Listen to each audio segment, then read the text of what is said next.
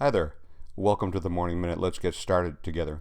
Now, I'm guessing that you know what I mean when I mention to you the Lord's Prayer.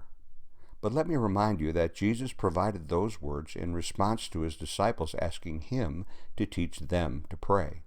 And from there, the question for you and I is quickly reduced. Do we receive and practice the key instructions from the Lord's Prayer? Let me offer an example. Lead us not into temptation. Now, that request ought to do two things. It ought to be routinely found among the things you speak to the Father about. And secondly, it ought to cause you to pause and ask, what?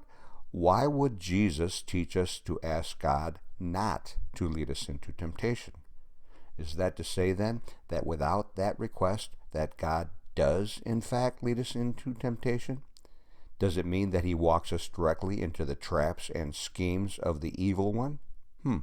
James reminds us that he himself tempts no one. But this specific instruction stands there for you and I to benefit from. It's a blueprint for us to follow. But what can it mean?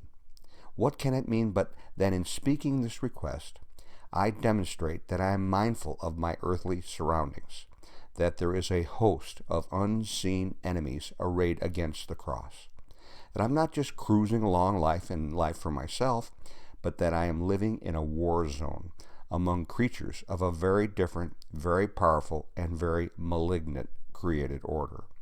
That I'm alert to the fact that without Christ, I cannot match, much less recognize their schemes.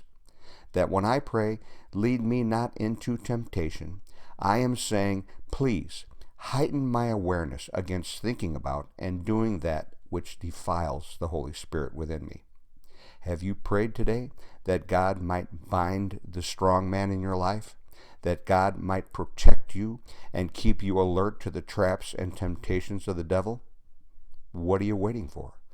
Lead me not into temptation.